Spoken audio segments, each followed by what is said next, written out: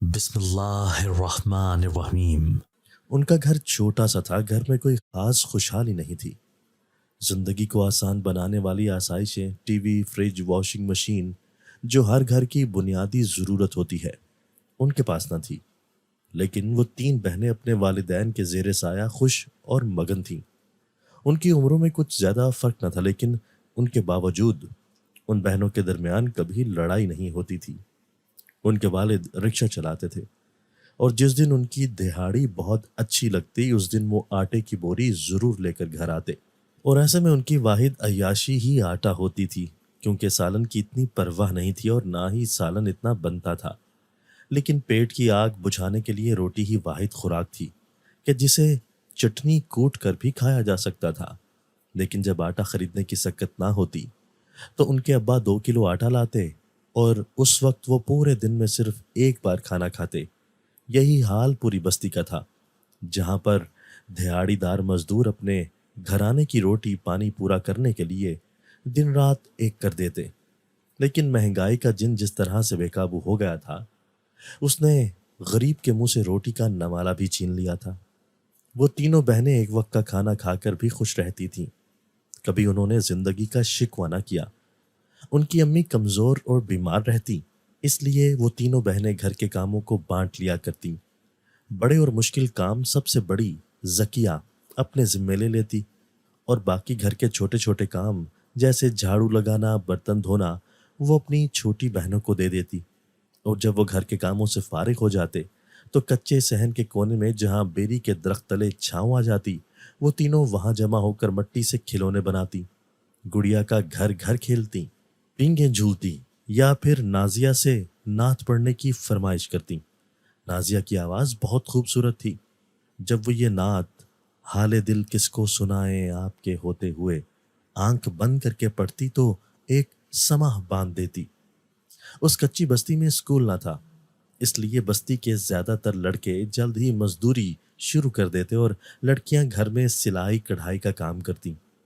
وہ بہنیں بھی جب کھیل کھیل کر تھکتی تو سوئی دھاگا لے کر پھول کاٹنے لگ جاتی۔ امی نے گھر کے حالات کے پیش نظر اس بستی سے باہر 2-3 گھروں کا کام پکڑنے کی کوشش کی، تاکہ جب ابا کی دہاڑی نہ لگتی تو کم از کم اس دن فاقے تو نہ کرنے پڑتے۔ رکشہ بھی ابا کا ذاتی نہیں تھا، بلکہ قسطوں پر لے رکھا تھا، جس کی ابھی قسطیں بھی باقی تھیں۔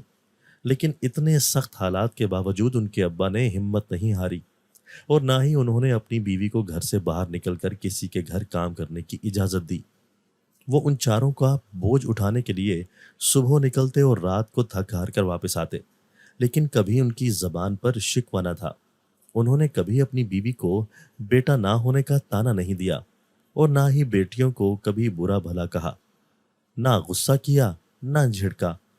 ان کے والد بستی کے باقی مردوں کی نسبت بہت مختلف تھے۔ ان کی کسی کے ساتھ لمبی چوڑی دوستیاں نہیں تھیں، نہ ہی وہ سر شام یہاں جمنے والی محفلوں میں باقی مردوں کی طرح تاش کھیلتے، نہ ہی پان سگریٹ کے شوقین تھے۔ انہیں اچھی عادات کی وجہ سے بستی کے تمام لوگ ان کی بہت عزت کرتے تھے، کیونکہ وہ ہمیشہ اپنے کام سے کام رکھتے تھے اور بستی میں ہونے والی لڑائی جھگڑوں دنگے فساد سے دور رہتے تھے۔ ان کی امی بھی ایک من پسند خاتون تھیں، نہ ان میں باقی بستی کی عورتوں کی طرح تیزی تراری تھی، نہ ہی وہ فتنہ پسند خاتون تھیں۔ دبلی پتلی، شیریں لب و لہجہ، اپنائیت سے لبریز باتیں، ایسا محسوس ہوتا جیسے ان کی امی سر تپا شفقت میں ڈوبی ہوئی ہیں۔ وقت دھیمی رفتار سے گزر رہا تھا، اور ان کی سب سے بڑی بیٹی ذکیہ جوانی کی دہلیز پر کھڑی تھی، اور اب انہیں اپنی روزمرہ زندگی مشکلات سے زیادہ بیٹی کے جہیز کی فکر ہونے لگی۔ 2-3 رشتے اس کے لیے آ چکے تھے، ویسے بھی ان کے ہاں لڑکیوں کی جلد شادی کر دی جاتی تھی۔ ماں ہونے کے ناطے ان کی ان معاملات پر گہری نظر تھی، اس لیے چپکے سے اپنے خاوند سے اس بات کا اظہار بھی کر ڈالا، جسے سن کر شمس الدین کے چہرے پر فکروں نے ڈیرے جما لیے۔ ابھی تو ان کی زندگی میں رکشے کی ایک ساتھ ہی پوری کرنی ہوئی تھی کہ جہیز کا پلے سرات ان کے سامنے آن کھڑا ہوا تھا۔ اپنی فکروں میں الجھے ہوئے شمس الدین نے جب اپنی بیوی رقیہ پر نگاہ ڈالی تو وہ انہیں بیٹی کی بیاہ کی فکر میں گھلتی ہوئی اپنی عمر سے زیادہ دکھائی دینے لگی۔ بیٹیوں کی پیدائش کے بعد وہ اکثر بیمار بھی رہنے لگی تھی، لیکن ان کی اتنی استطاعت نہیں تھی کہ وہ اپنی بیوی کو کسی اچھے ڈاکٹر کے پاس لے جا سکتے، اور وہ اتنی سادی عورت تھی کہ انہوں نے کبھی بھی اپنے خاوند سے اس بات کا شکوہ نہیں کیا، بلکہ چپ چاپ اپنی بیماریوں سے لڑتی رہتی اور صبر و حوصلے کی پہاڑ بنی رہیں۔ ان کی زرد اور پسمردہ رنگت دیکھ کر شمس الدین کو اکثر ندامت رہتی، لیکن غم روزگار اکثر انہیں اس احساس میں زیادہ دیر تک مبتلا نہ رہنے دیتا۔ ان مشکل حالات میں ان سے جہاں تک ہوتا اپنی بیوی کا حوصلہ بڑھاتے رہتے۔ یہی وجہ تھی کہ وہ اپنی بیوی کی بات سن کر گھبرائے نہیں، بلکہ انہیں کہنے لگے کہ خیر ہوگی، میری کمیٹی 2-3 ماہ بعد نکلنے والی ہے، رکشے کی قسطیں مکمل ہو جائیں گی، اس کے بعد اگلا قدم ہم جہیز کے سلسلے میں شروع کر دیں گے۔ ان کی بات پر رقیہ بی بی کے چہرے پر مسکراہٹ سی آئی۔ انہیں لگا کہ اب سب کچھ بہتر ہو جائے گا، تکلیفوں کے یہ دن بس اختتام پذیر ہیں۔ بالآخر انہیں جلد خوشخبری ملی جب انہوں نے رکشے کی تمام اقساط ادا کر دیں۔ اب یہ رکشہ ہمیشہ ہمیشہ کے لیے ان کے ابا کی ملکیت بن گیا۔ اس دن شمس الدین کی خوشی کی کوئی انتہا نہ تھی۔ وہ وقت سے پہلے گھر آئے اور آتے وقت اپنے ساتھ مٹھائی لے کر آئے، کیونکہ ان کی بیوی اور بیٹیوں کو رس گلے بہت پسند تھے۔ انہوں نے مٹھائی کا ڈبہ اپنی بیوی اور بیٹیوں کے سامنے رکھا اور کہا کہ اس پر دعا کر کے محلے میں بھی تقسیم کرو اور خود بھی کھاؤ۔ پھر انہوں نے آہستہ آہستہ اپنی بیٹی زکیہ کے جہیز کے لیے کچھ رقم پس انداز کرنا شروع کر دی۔ ویسے بھی انہیں جو بھی آمدنی ہوتی وہ سب کی سب لا کر اپنی بیوی کے ہاتھ پر رکھ دیتے، کیونکہ انہیں لگتا تھا کہ اس کے ہاتھ میں برکت ہے، ورنہ اتنی سی آمدن میں بھلا گھر کہاں چل سکتے ہیں۔ رقیہ بی بی ویسے بھی فضول خرچ نہیں تھی۔ تینوں بیٹیوں کی شادی اور جہیز کے معاملات ان کی پیدائش سے ہی رقیہ بی بی کے سر کا درد بنی ہوئی تھی، اس لیے وہ بہت ہی ہاتھ کھینچ کر وقت گزار رہی تھی، اور اسی اصول پسندی اور ذمہ دارانہ سوچ کی وجہ سے وہ بڑی بیٹی کا مناسب جہیز بنانے میں کامیاب ہو چکی تھی۔ انہی دنوں ایک مناسب رشتہ زکیہ کے لیے آیا ہوا تھا، تو اس پر دونوں میاں بیوی نے آپس میں صلاح مشورہ کرنے کے بعد ہاں کر دی، اور یوں وہ اپنی بڑی بیٹی کے فرض سے سبکدوش ہو گئے۔ بیٹی کے رخصت ہونے کے بعد جب گھر مہمانوں سے خالی ہو چکا تھا، ان کی دونوں چھوٹی بیٹیاں بھی تھکاوٹ سے نڈھال ہو چکی تھیں، تو انہوں نے یہ محسوس کیا کہ رقیہ مسلسل کروٹیں بدل رہی ہے۔ لالٹین کی روشنی میں ان کا چہرہ ضرورت سے زیادہ زرد لگ رہا تھا، تو وہ اٹھ کر بیٹھ گئے اور اپنی بیوی کو دھیرے سے پکارا، کیا بات ہے رقیہ؟ کیا تمہیں نیند نہیں آ رہی؟ کیا کوئی پریشانی ہے؟ تو رقیہ بیوی کی آنکھوں میں ڈھیر سارے آنسو جھلملانے لگے، جنہیں وہ کافی دیر سے ضبط کیے بیٹھی تھی۔ کچھ نہیں زکیہ کے ابا، بس زکیہ کا خیال بار بار آ رہا ہے، میری پہلی اولاد ہے، اور ایسی پیاری اور صابر بچی کہ کبھی ضد نہ کی، یہاں تک کہ عید پر اگر نئے کپڑے نہیں بنے تو اس نے کبھی مجھے تنگ نہیں کیا، نہ ہی شکوہ کیا۔ اچانک رقیہ بی بی کا گلا آنسوؤں سے رند گیا اور وہ بے آواز رونے لگی، تو شمس الدین بے قرار ہو گئے۔ جانتا ہوں نئی نئی جدائی ہے، سنبھلنے میں کچھ وقت لگے گا۔ وہ کون سے جدا ہو کر دوسرے شہر گئی ہے؟ جب دل چاہے جا کر اس سے مل لینا یا اسے اپنے پاس بلا لینا۔ تو رقیہ بی بی فرما برداری سے سر ہلانے لگی۔ شمس الدین نے ان کا ہاتھ اپنے ہاتھ میں تھاما اور دھیرے سے بولے، بیٹی کو بہانے سے لے کر رخصت کرنے تک کے تمام مراحل میں تم نے جس طرح سے بڑھ چڑھ کر میرا ساتھ دیا ہے، یہ تمہارے بغیر ناممکن سا تھا رقیہ۔ تمہارے سگڑ پن نے تمہارے غریب خاوند کو آج پوری برادری کے سامنے سرخرو کر دیا ہے۔ رقیہ بی بی خاوند کے منہ سے اپنی تعریف سن کر دل ہی دل میں اللہ کا شکر بجا لانے لگی۔ اس شکر گزاری نے اس کے دل کو شاد کیا، اور وہ سکون سے آنکھیں موند کر سوچنے لگی کہ اب زندگی کی راہ گزر مشکل نہ ہوگی۔ لیکن شاید یہ ان کی بھول تھی، جب وقت سیاہ اور اٹل ہو تو رستے بدل بھی لیں تو تکلیفیں سامنے آن کھڑی ہوتی ہیں۔ ایسی ہی ایک گھڑی ان کی زندگی میں بھی آئی جو کسی قیامت صغرا سے کم نہ تھی۔ انہوں نے بڑی بڑی جسمانی تکلیفیں برداشت کی تھیں، لیکن اب بھی کر رہی تھیں، لیکن یہ جذباتی دھچکا ایسا تھا جس سے وہ قطعی طور پر سنبھلنے میں خود کو بے بس محسوس کرنے لگی۔ وہ ایک ہی عام سی صبح تھی جس نے ان کی زندگی میں کوہرام برپا کر ڈالا۔ شمس الدین کے روڈ ایکسیڈنٹ کی خبر جب ان کو ملی تو انہوں نے اس خبر کو بڑے حوصلے سے سنا۔ ان کی دونوں چھوٹی بیٹیاں ان کے سینے سے آ لگیں۔ وہ بہت بری طرح سے خوفزدہ تھیں، لیکن جب شمس الدین کی میت ان کے دروازے پر پہنچی تو رقیہ بی بی کے ضبط کا دامن چھوٹ گیا۔ وہ دھاڑے مار مار کر رونے لگی۔ تو ان کی بیٹیاں بھی ماں کا حوصلہ بننے کے بجائے چیخے مار مار کر رونے لگیں۔ ان کی تو کل کائنات ہی لٹ چکی تھی۔ ان کا تو اپنے میکے میں ایسا کوئی بھی نہ تھا جو ان کا اس موقع پر ڈھارس بنتا۔ پوری بستی ان ماں بیٹیوں کے دکھ کو اپنے دل پر محسوس کر رہی تھی۔ میت کو نہلانے سے لے کر دفنانے تک سارا انتظام بستی والوں نے کیا۔ یہ شمس الدین کے اپنے نصیب اور کرم تھے، کیونکہ اچھے اخلاق کی وجہ سے ان کی نماز جنازہ میں بستی کے ہر فرد نے شرکت کرنا اپنی سعادت سمجھی، اور ان کے اگلے جہاں درجات کی بلندی کے لیے دل کھول کر دعائیں مانگی گئیں۔ دراصل ایک انسان کی بہترین کمائی یہی ہے کہ اگر وہ سمجھے تو، اگر اس کے اس دنیا سے جانے کے بعد اگر لوگ اس کے اچھے الفاظ میں تعریف کرتے ہیں تو گویا اس نے اپنی دنیا کے ساتھ ساتھ آخرت بھی کمائی ہے۔ سوم تک اہل محلہ ان کی دل جوئی کرتے رہے اور تینوں ٹائم کھانا بھی انہیں بھیجا جاتا رہا، لیکن فوتگی کے چوتھے دن سے ہی رقیہ بی بی اور ان کی بیٹیوں کو ایسا لگنے لگا جیسے تنہائی کی اصل آزمائش تو ان پر ابان ٹوٹی ہے۔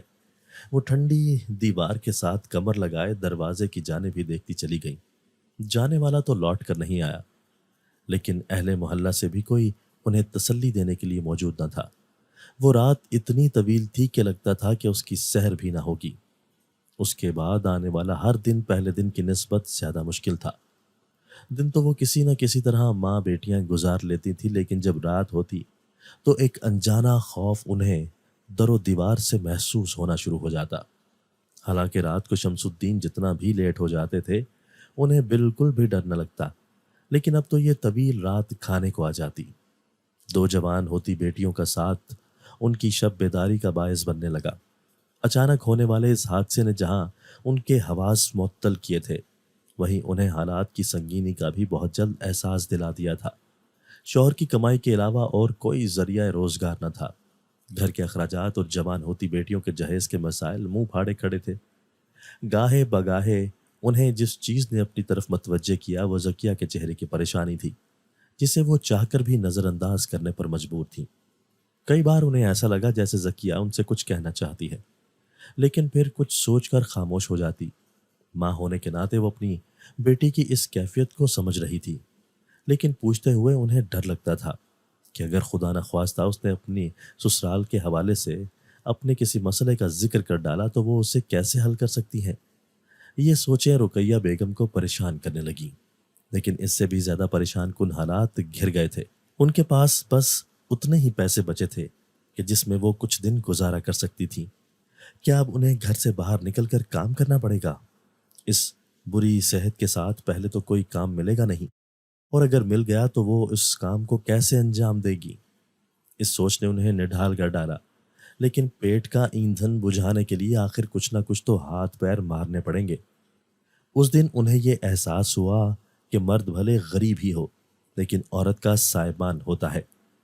وہ اس کو کسی ملکہ کی طرح گھر میں رکھتا ہے، ہر سرد و گرم خود پر سہتا ہے، لیکن اپنے بال بچوں پر حالات کی آنچ نہیں آنے دیتا۔ وہ ابھی عدت ہی میں دی کہ انہیں کام کی تلاش میں گھر سے باہر نکلنا پڑا۔ پیدل بستی سے باہر وہ جن دو کوٹھیوں پر کام ڈھونڈنے کے لیے گئیں وہ گھر سے کافی دور پڑتی تھیں، اور پیچھے اپنی دو جوان بیٹیوں کا ڈر انہیں وہاں پر پریشان کرنے لگا۔ جب تک خاوند زندہ تھا انہیں اپنے گھر کی کم در و دیواروں کے اندر رہتے ہوئے کبھی خوف کا احساس نہ ہوا تھا، لیکن آج جب وہ کام کے لیے گھر سے نکلی تو مڑ مڑ کے اپنے گھر کی جانب دیکھتی۔ ان سوچوں نے انہیں نڈھال کر دیا اور وہ پہلے سے زیادہ کمزور اور بیمار رہنے لگی۔ جس جگہ وہ کام کرتی تھی ایک دن کام کرتے کرتے وہ بے ہوش ہو گئیں، تو مالکن نے انہیں طبی امداد دے کر گھر رخصت کر دیا۔ اگلے دن جب وہ کام پر آئیں تو مالکن نے انہیں کام پر رکھنے سے انکار کر دیا کہ وہ بیمار ہیں، اور اس حالت میں وہ ان سے گھر کا کام نہیں لے سکتی۔ تو رقیہ بی بی بہت پریشان سی ہو گئی۔ گھر کے خرچے، بجلی، گیس کا بل، مکان کا کرایہ، یہ سب کسی خوفناک بلا کی طرح اپنے سامنے کھڑے نظر آنے لگے۔ تو انہوں نے نہ چاہتے ہوئے بھی انتہائی ہچکچاتے ہوئے اپنی بچیوں کے حوالے سے بات کی کہ اگر وہ میری جگہ کام کر دیا کریں تو کیا آپ رکھ لیں گی؟ تو مالکن نے ہاں میں سر ہلاتے ہوئے کہا کہ کیوں نہیں رکھوں گی، مگر وہ صحت مند ہوں، بیمار نہ ہوں اور کام کرنا جانتی ہوں تو ضرور آ کر یہاں کام کریں۔ تو رقیہ بی بی نے انہیں ہر طرح سے تسلی دی اور پھر خاموشی سے گھر آ گئیں अगले दिन उन्होंने अपनी बेटियों को घर से ही अच्छे सारा काम समझाकर उन्हें लेकर मालिकन के घर पहुंची। मालिकन ने दोनों लड़कियों को घर पर काम बताया तो वो जल्दी जल्दी उठकर घर के काम में लग गईं। रुकैया बीबी ने मालिकन से दरख्वास्त की कि जब तक उनकी बेटियां यहाँ काम कर रही हैं वो भी यहीं पर रहेंगी, और अगर कोई काम बैठकर करने वाला है जैसे सब्जी काटना तो वो उसमें उनकी मदद करा दिया करेंगी। मालिकन मान गई और उन्हें किचन के कामों में मदद के तौर पर रख लिया। मालिकन तो सोशल वर्कर थी। वो सुबह निकलती शाम को आती।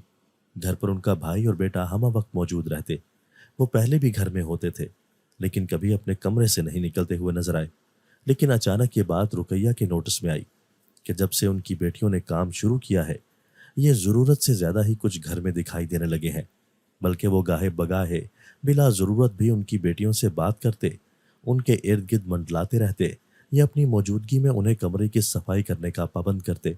और जब से ये बात रुकैया बीबी के इल्म में आई ये दोनों शराब भी पीते हैं तो वो कुछ डर सी गई। वो यहाँ से काम छोड़कर जाना चाहती थी लेकिन जब तक किसी और घर में उन्हें काम नहीं मिल जाता वो यहाँ से जाने का रिस्क भी नहीं ले सकती थी। रुकैया बीबी की कुछ दिनों से तबीयत नासाज रहने लगी तो वो अपनी बेटियों के साथ काम पर ना जा सकी। लेकिन अपनी बेटियों को अकेले काम पर भेजते हुए उनका दिल बहुत घबराया तो उन्होंने जकिया को अपने घर बुलवाया। जकिया का ससुराल काफ़ी बड़ा था। उसके देवर जवान थे लेकिन अभी उनकी कहीं पर भी शादी या रिश्ता तय नहीं हुआ था। वो ये तो जानती थी कि जकिया खुश नहीं है लेकिन इज्जत पर दाग लगने से बेहतर है कि उनकी बेटियां किसी तरह ब्याह कर अपने शौहरों के साथ रुखसत हो जाए। जकिया ने जब माँ की बात सुनी तो वो सोच में डूब गई। जकिया बोलने लगी तो माँ ने खदशे के तहत खामोश करा दिया। जकिया, तू अपने सास ससुर से बात कर, वो भले मानस लोग हैं, यकीनन मेरी बात को समझने की कोशिश करेंगे, आखिर खुद भी बेटी वाले हैं। अम्मी आप समझ नहीं रही, मेरे ससुराल में उनका ब्याह जाना मुनासिब नहीं है। आप किसी और जगह क्यों कोशिश नहीं करती? मैं इस बीमार जान के साथ क्या कोशिश करूं जकिया? तुम्हें मेरी हालत नज़र क्यों नहीं आती? वो गुस्से से बोली। मैं उस घर में अपनी बेटियों को मजीद काम करने की इजाज़त नहीं दे सकती। वहाँ के हालात मुझे कुछ अच्छे नहीं लगते। अगर काम करवाती हूँ तो इज्जत जाने का डर है। मुझे नहीं लगता कि मैं ज़्यादा दिन जी सकूंगी। मुझे कम से कम इज्जत से मर जाने का हक तो दे दो। अम्मी, मेरी सास बड़ी अजीब व गरीब तबीयत की मालिक है। मुझे उनकी आज दिन तक समझ नहीं आई। वो सुबह निकलती हैं, शाम को घर आती हैं। ससुर सारा दिन घर पड़े रहते हैं। मैं जहाँ पर भी जाती हूँ वो मेरे पीछे पीछे चले आते हैं। हर काम में मुदाखलत तो किसी ना किसी तरह बर्दाश्त कर लेती हूँ लेकिन उनकी हरकतें मुझे बड़ी मायूब सी लगती हैं। कुछ समझ नहीं आता कि क्या करूँ। खाविन को बताऊँ तो वो गुस्से का बहुत तेज़ है, कहीं उल्टा मुझे ही घर से बाहर न निकाल दे। जकिया, ये कैसी बातें कर रही हो? तुम्हारी कोई बात भी मेरी समझ में नहीं आ रही।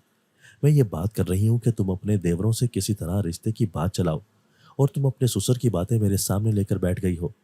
रुकैया बीबी झुंझला कर बोली, तुम इस बात को ऐसे क्यों नहीं सोचती कि जब तुम 1 से 3 हो जाओगी तो तुम्हारा ससुर तुम्हारे अकेले होने का फायदा नहीं उठा सकेगा।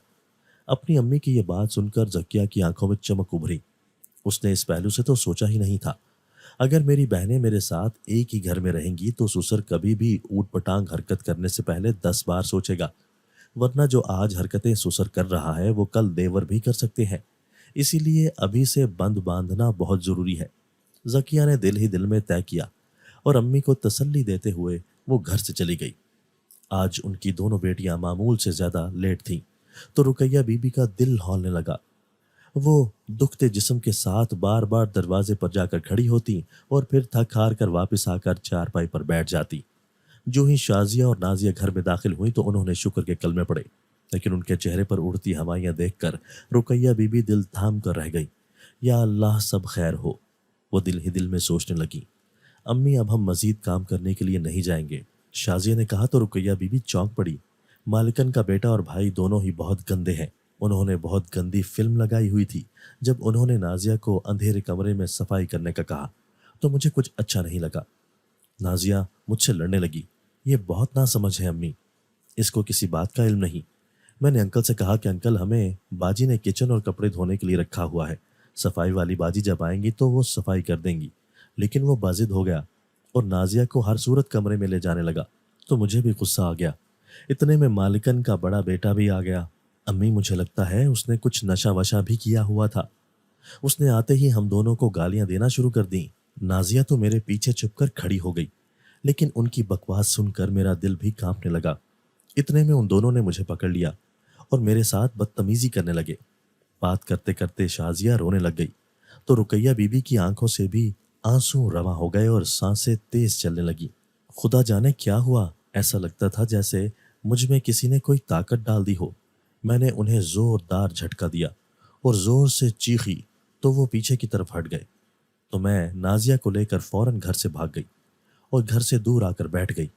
مجھے مالکن کا انتظار تھا۔ وہ جو ہی آئے تو میں نازیہ کا ہاتھ پکڑ کر گاڑی کے پاس آ کر کھڑی ہو گئی۔ ان کی گاڑی ابھی گھر میں داخل نہیں ہوئی تھی اور وہ ہم دونوں کو یوں باہر دیکھ کر پریشان سی ہو گئیں۔ جب میں نے انہیں سارا ماجرا سنایا تو وہ دل گرفتہ سی ہو گئیں۔ انہوں نے وہی موقع پر کھڑے کھڑے ہمارا حساب بے باک کر دیا، بلکہ اضافی پیسے دے کر ہمیں گھر بھیج دیا۔ اب کل سے ہم وہاں نہیں جائیں گی۔ پوری بات سننے کے بعد رقیہ بی بی نے سکون کا سانس لیا کہ الحمدللہ عزت پر کوئی آنچ نہیں آئی۔ کام کا کیا ہے، دوبارہ مل جائے گا، وہ اپنی بیٹیوں کو تسلی دیتے ہوئے بولی، لیکن اندر ہی اندر خود بے یقینی کا شکار ہو گئیں۔ وہ زکیہ کے پیغام کا انتظار کرنے لگی۔ پورا ہفتہ گزر گیا لیکن زکیہ کی طرف سے کوئی جواب موصول نہ ہوا۔ ایک رات ان کی طبیعت بہت خراب ہو گئی۔ انہیں سینے میں شدید تکلیف کا سامنا تھا۔ ان کی سانس بار بار پھول رہی تھی۔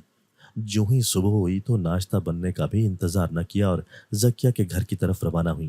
وہ جلد از جلد اپنی زندگی میں ہی اپنی بیٹیوں کو گھر بار کا کرنا چاہ رہی تھیں۔ انہیں اپنا پہلا داماد اچھا لگا تھا اور انہیں اسی بات پر یقین تھا کہ باقی اس کے بھائی بھی اسی کی طرح اچھے ہوں گے۔ لہٰذا اللہ پر توکل کر کے وہ زکیہ کے سسرال جا پہنچی۔ زکیہ کی ساس باہر جانے کے لیے نکل رہی تھی کہ انہیں دیکھ کر وہ رک گئی۔ بیٹی والوں کے لیے لڑکے والوں کے سامنے اپنی بیٹی کا رشتہ پیش کرنا کوئی اتنا آسان کام نہیں ہوتا۔ بیٹی کی ماں جتنی بھی با ہمت ہو، اس مقام پر آ کر اس کی زبان لڑکھڑانے لگتی ہے۔ انہوں نے اپنی بیٹی زکیہ کو دیکھا جو چہرے پر تذبذب لیے ان کے سامنے کھڑی تھی، لیکن اس کی طرف سے انہوں نے آنکھیں بند کر لیں۔ وہ نہیں چاہتی تھی کہ زکیہ کی طرف سے کوئی ایسی بات ہو کہ ان کا دل برا ہو جائے اور وہ بغیر کچھ کہے وہاں سے اٹھ کر چلی آئیں۔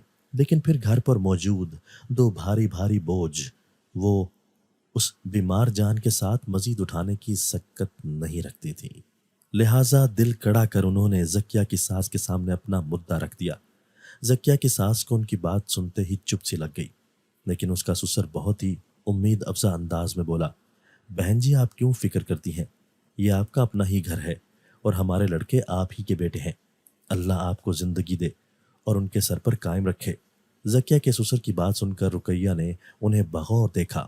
بظاہر تو انہیں وہ شخص بہت ہی سلجھی طبیعت کا مالک نظر آیا، البتہ زکیہ کی ساس کو چپ سی لگی ہوئی تھی جو نہ ٹوٹی۔ تو رقیہ بی بی نے انہیں مخاطب کر کے کہا کہ آپ کیا کہتی ہیں؟ میں بہت مجبوری کی حالت میں آپ کے دروازے پر آئی ہوں۔ میری بیٹیاں بہت ہی شریف اور باحیا ہیں اور میرے سوا ان کا اس دنیا میں اور کوئی وارث نہیں، اس لیے میں اپنی زندگی ہی میں انہیں عزت سے بیانا چاہتی ہوں تاکہ میں سکون سے مر سکوں۔ رقیہ بی بی یہ بات کرتے کرتے رو دیں اور پھر زکیہ کی حیرت کی انتہا نہ رہی جب اس کی امی روتے روتے ان کے سامنے ہاتھ جوڑ کر کھڑی ہو گئیں۔ امی، زکیہ نے اپنی ماں کو پکارتے ہوئے اپنے سینے سے لگا ڈالا تو وہ دونوں ماں بیٹیاں اپنے اپنے دکھوں پر آنسو بہاتی چلی گئیں۔ زکیہ کی ساس اٹھی اور اس نے پانی کا گلاس لا کر روتی ہوئی رقیہ کو دیا اور انہیں دوبارہ چارپائی پر عزت سے بٹھایا۔ مجھے اور میرے خاوند کو تو کوئی اعتراض نہیں ہے، بیٹے ابھی کام پر گئے ہوئے ہیں، وہ جو ہی آتے ہیں میں ان سے پوچھ کر آپ کو بتا دوں گی۔ رقیہ بی بی نے ممنونیت بھری نگاہ سے زکیہ کی ساس کو دیکھا۔ وہ جو بھی تھی جیسی بھی تھی اس وقت اسے کسی فرشتے سے کم نہیں لگ رہی تھی۔ رقیہ بی بی بمشکل وہاں سے اپنی جان کو گھسیٹتے ہوئے گھر تک پہنچی اور بستر پر ڈھہ گئیں۔ یا اللہ، آج کوئی فیصلہ ہو جائے، اس سے پہلے مجھے موت نہ دینا۔ رقیہ بی بی بار بار دعا کے لیے ہاتھ اٹھاتی۔ وقت تیزی سے گزر رہا تھا اور ان کے سینے کی تکلیف بھی بڑھتی جا رہی تھی۔ انہوں نے دوبارہ چادر اٹھائی اور ایک بار پھر زکیہ کے سسرال جانے کا ارادہ باندھا تو شازیہ نے ان کے ہاتھ سے چادر لے لی۔ بس کر دیں امی، کیا کر رہی ہیں آپ؟ کچھ تو ہماری عزت باقی رہنے دیں۔ وہ لوگ کیا سوچتے ہوں گے کہ ان کی بیٹیاں اتنی سستی ہیں کہ ان کی ماں بار بار اپنی بیٹیوں کو اپنانے کے واسطے ڈال رہی ہے۔ بس اب ان کے پیروں میں بیٹھ کر گڑ گڑانا باقی رہ گیا ہے۔ اور تو آپ نے کوئی کسر نہیں چھوڑی۔ شازیہ یہ بات کرتے کرتے رونے لگی تو زکیہ بی بی پریشانی کے عالم میں شازیہ کو دیکھنے لگی اور دل ہی دل میں سوچنے لگی کہ تم نہیں جانتی میری بچی، میرے پاس وقت بہت ہی کم رہ گیا ہے۔ میرے جانے کے بعد تم دونوں اس گھر میں اکیلی کیسے رہ سکتی ہو، اور بن بہائی اپنی بہن کی سسرال میں بھی کتنے دن رہ سکتی ہو؟ لیکن وہ یہ بات لبوں پر نہ لائیں، کیونکہ وہ جانتی تھی کہ شازیہ اور نازیہ ان کی بیماری کی وجہ سے پہلے ہی بہت پریشان ہو گئی تھیں اور ذرا ذرا بات پر رو پڑتی۔ عصر کے بعد ان کی طبیعت اچانک بگڑنے لگی تو انہوں نے شازیہ سے کہا کہ فوراً زکیہ کے سسرال فون کرو اور انہیں کہو کہ فوراً آئے۔ زکیہ اور اس کے سسرال والے تقریباً آدھ گھنٹے بعد ہی فوراً پہنچ چکے تھے۔ رقیہ بی بی نے اکھڑتی سانسوں کے ساتھ نکاح خواہ کو بلانے کا کہا تو اس کے سسر اور بیٹوں نے فوراً ہی بستی کے امام مسجد کو بلوایا اور شازیہ اور نازیہ کا نکاح پڑھوا دیا گیا۔ نکاح ہو جانے کے تقریباً 2 دن کے بعد رقیہ بی بی کا انتقال ہو گیا۔ گھر تو ویسے بھی کرائے کا تھا، لیکن اسے چھوڑنے کا پھر بھی ملال ہو رہا تھا۔ شازیہ نازیہ نے دل پر پتھر رکھ کر اپنا سامان سمیٹا، روتی ہوئی آنکھوں کے ساتھ الوداعی نگاہ سے اس گھر کو دیکھا جہاں وہ غربت کے باوجود مسکراتی رہیں۔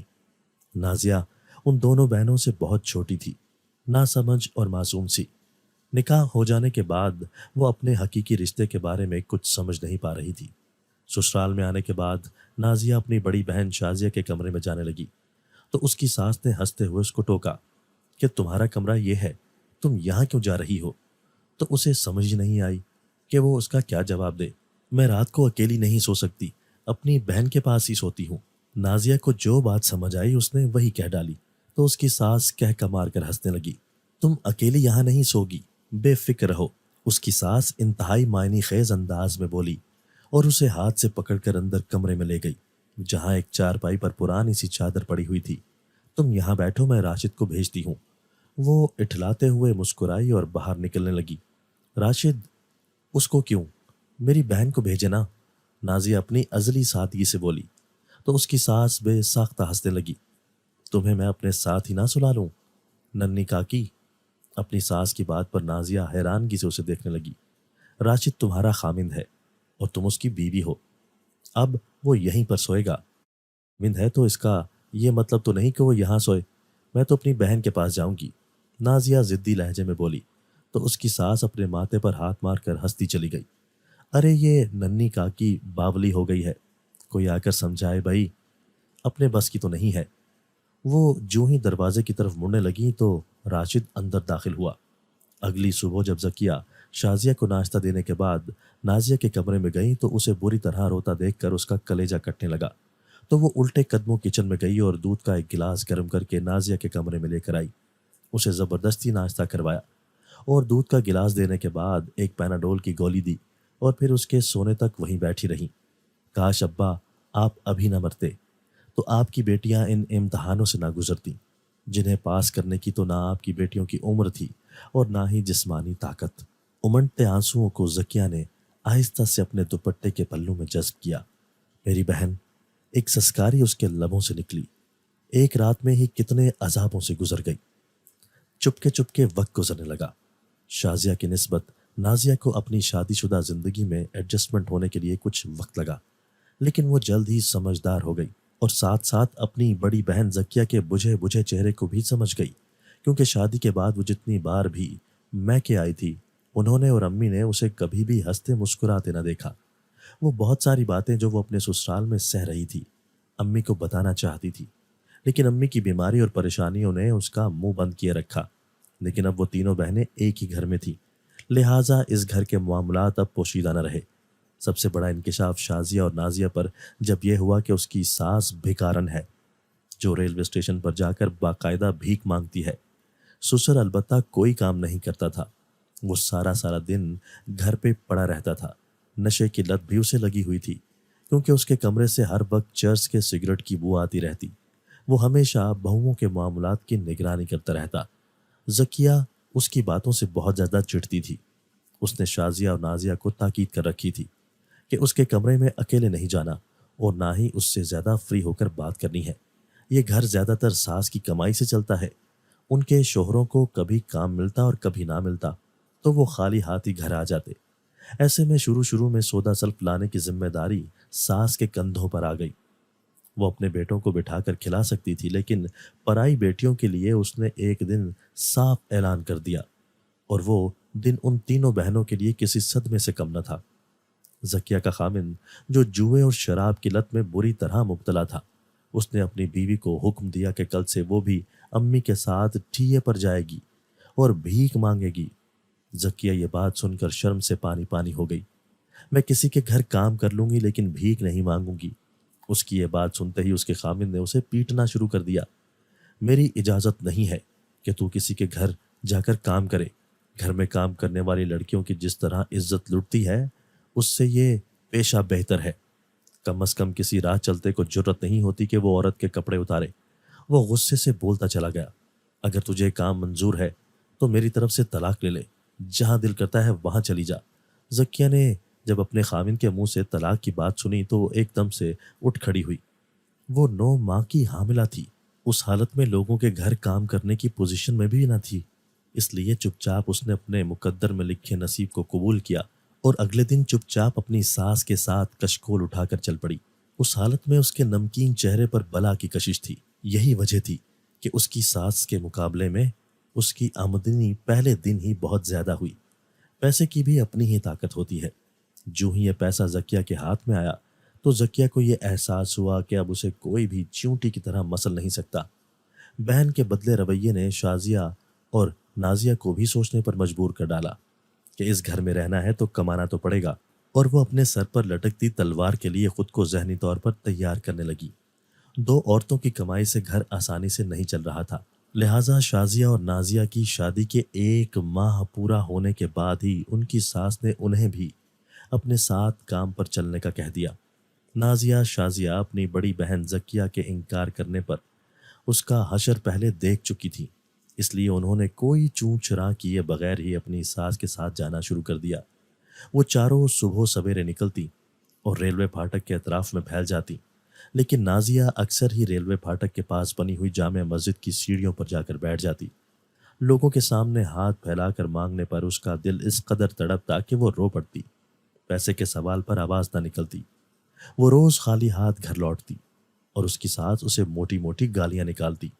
آج بھی وہ پھاٹک کے پاس جامع مسجد کی سیڑھیوں پر سر جھکائے بیٹھی تھی کہ اچانک اس نے نعت پڑھنی شروع کر دی۔ حال دل کس کو سنائیں آپ کے ہوتے ہوئے، کیوں کسی کے در پہ جائیں آپ کے ہوتے ہوئے۔ اس کی آواز میں پھیلا ہوا درد اور سوز ہر گزرتے نمازی کو چونکنے پر مجبور کرتا۔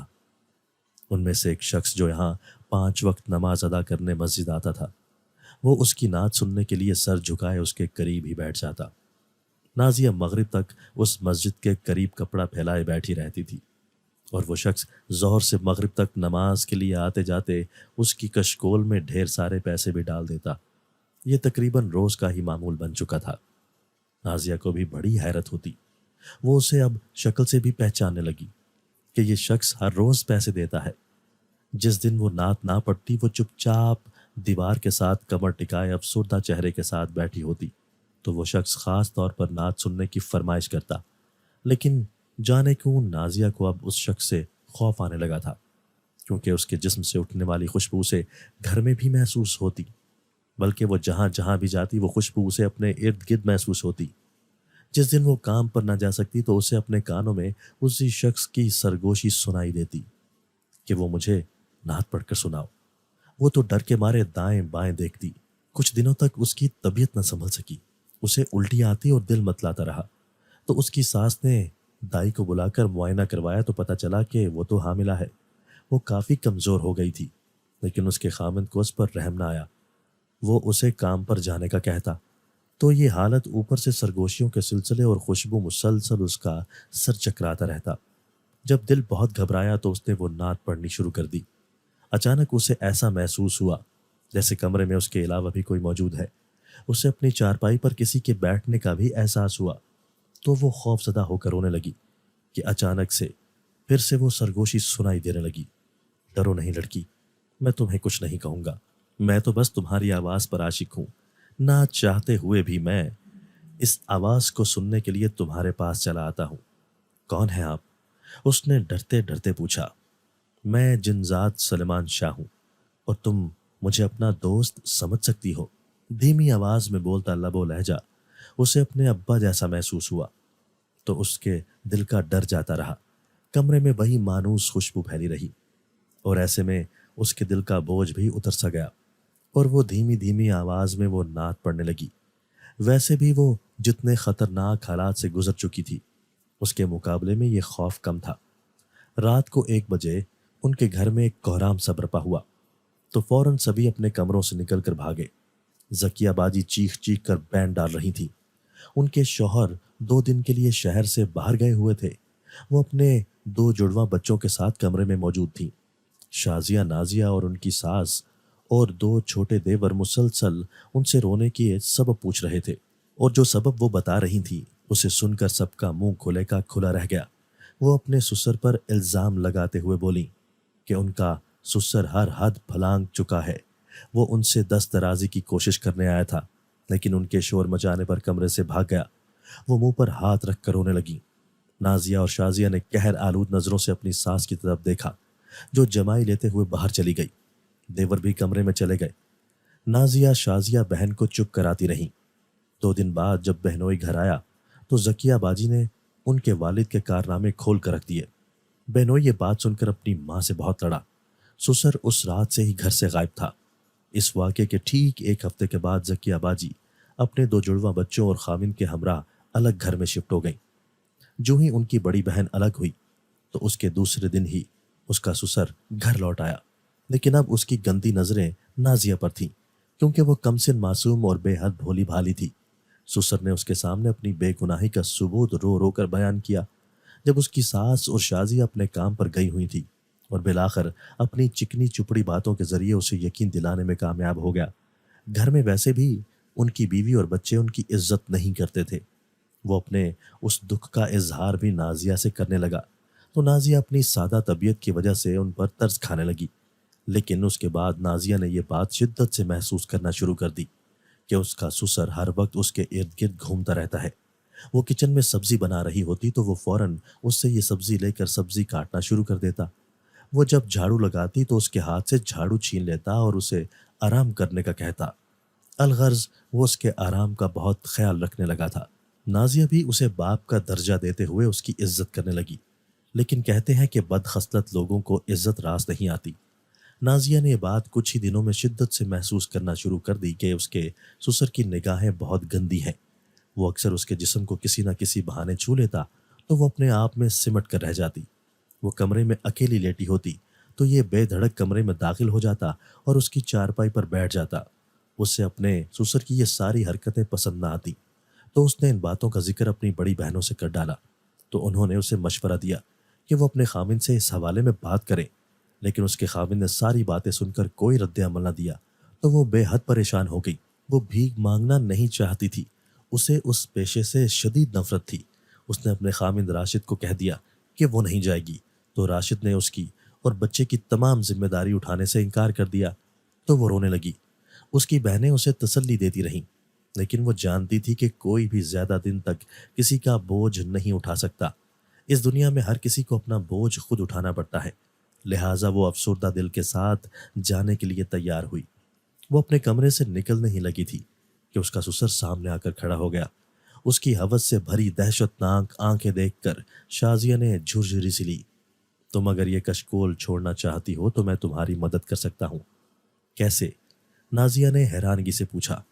اگر تم مجھے خوش کر دو تو، وہ خباثت سے اس کا کندھا دباتے ہوئے بولا تو وہ 2 قدم پیچھے ہٹی۔ اس کے چہرے پر زلزلے کی سی کیفیت تھی۔ وہ جسے باپ سمجھ کر عزت دیتی آئی تھی وہ اپنے شیطانی عزائم کے ساتھ کھل کر اس کے سامنے آن کھڑا تھا اور اسے اس بات پر کسی قسم کی کوئی حیا بھی نہیں آ رہی تھی۔ اس نے غصے سے کشکول اٹھایا اور باہر نکل آئی۔ اس کا رخ جامع مسجد کی طرف تھا۔ یہاں پہنچ کر بھرے ہوئے دل اور روندھے لہجے کے ساتھ اس نے نعت پڑھنی شروع کی ہی تھی کہ اسے وہی مانوس خوشبو اپنے ارد گرد محسوس ہونے لگی تو اس کے آنسو گالوں پر بہنے لگے۔ اس کی آواز میں اتنا سوز تھا کہ نماز پڑھ کر نکلنے والے نمازی اپنی جیب اس کرتے چلے جاتے۔ کشکول بھر چکا تھا اور اس کے سامنے پھیلے ہوئے کپڑے پر بھی پیسے ہی پیسے پڑے تھے۔ وہ ان پیسوں کی طرف دیکھتی رہی اور پھر ان سے بے نیاز ہو کر کمر دیوار کے ساتھ لگا کر بیٹھ گئی۔ تمہاری آواز میں آج اتنا درد ہے کہ میرا دل پھٹ رہا ہے۔ تم نے مجھے رلا دیا۔ بولو آج کیا مانگتی ہو؟ ایک سرگوشی اس کے کانوں میں اتری تو نازیہ نے جھٹ سے آنکھیں کھول دی۔ بولو نازیہ، میں تم سے کچھ پوچھ رہا ہوں، مانگو، آج کیا مانگتی ہو؟ نصیب، شازیہ نے کپ کپاتے ہونٹوں سے کہا۔ امی کہتی تھیں غیرت مند شوہر ایک عورت کے سر کا سائبان ہوتا ہے، لیکن میری بدقسمتی دیکھو کہ حق کے حلال کمانے والے کی بیٹی بھیکاریوں کی طرح زندگی گزار رہی ہے۔ مجھے یہ سب نہیں کرنا۔ میرے ماں باپ کی روح بہت تڑپتی ہوگی۔ بدلنا چاہتے ہو تو میرا نصیب بدل دو۔ میں نہیں چاہتی کہ میرے بچے بھی میری طرح کی زندگی گزاریں۔ وہ سسکیاں لینے لگی تو اسے اپنے سر پر کسی کا دست شفقت محسوس ہوا۔ یہ میرا وعدہ ہے کہ تم آج سے یہ زندگی نہیں گزارو گی۔ اب اٹھو اور جاؤ گھر، بس اللہ اور اس کے رسول کا کلام پڑھتی رہنا۔ ایک عجیب سی سرگوشی نے اس کے دل کو شاد کیا۔ اس نے اپنے سر پر دوپٹہ درست کیا اور گھر کی راہ لی، لیکن گھر جاتے جاتے اس نے کشکول اور کپڑے پر پڑے ہوئے پیسوں کو ہاتھ تک نہ لگایا۔ اس کا سسر اس کو جلدی گھر آتا دیکھ کر پہلے تو حیران ہوا اور پھر اس کی باچیں کھل گئیں۔ تو گویا تمہیں میری بات سمجھ آ گئی۔ تم اگر مجھے خوش کر دو تو کوئی مائی کا لال تم سے بھیک نہیں منگوا سکتا۔ نازیہ چپ کر کے اس کے سامنے کھڑی رہی۔ وہ اپنی تمام تر کمینگی کے ساتھ جو ہی نازیہ کا دوپٹہ سر سے کھینچنے لگا، نازیہ کو سلیمان کی مخصوص خوشبو اپنے ارد گرد محسوس ہونے لگی۔ اچانک اس کے سسر کے ہاتھ مڑ گئے اور اس کی بائیں طرف فالج گر گیا۔ نازیہ نے جہاں یہ گھر چھوڑا وہاں وہ اپنے خامند کی زندگی سے بھی نکل گئی، جو اس کی عزت کی حفاظت نہیں کر سکا۔ وہ کل اس کی بیٹی کی حفاظت کیا کرتا؟ اس سوچ نے اس کی زندگی بدل ڈالی۔ سلیمان شاہ نے حسب وعدہ اس کی بہت مدد کی۔ اسے ایک چھوٹا سا گھر لے کر دیا جہاں وہ عزت کے ساتھ اپنی بیٹی کی پرورش کرنے لگی۔ یہ سچ ہے کہ عورت عزت کی زندگی گزارنے کا تہیہ کر لے تو اللہ تعالیٰ بھی مدد کے بہت سارے اسباب پیدا کر دیتا ہے، جیسے نازیہ کی مدد ہوئی، اور اسی کے توسط سے اس کی بہنوں کی بھی اتنی مالی مدد ہو گئی کہ انہوں نے بھی بھیک مانگنا چھوڑ کر اپنی ایک کریانے کی چھوٹی سی دکان ڈال لی۔ دوستو، اگر آپ کو آج کی ہماری یہ ویڈیو پسند آئی ہے تو اسے لائک کیجئے اور اسے اپنے پیاروں کے ساتھ شیئر ضرور کیجئے گا۔ اور ہاں، اگر آپ نے ابھی تک ہمارا چینل سبسکرائب نہیں کیا تو ہمارا چینل سبسکرائب کر دیجئے اور بیل آئیکن بھی پریس کر دیجئے تاکہ ہماری ہر نئی آنے والی ویڈیو آپ کو بر وقت مل سکے۔ اللہ حافظ۔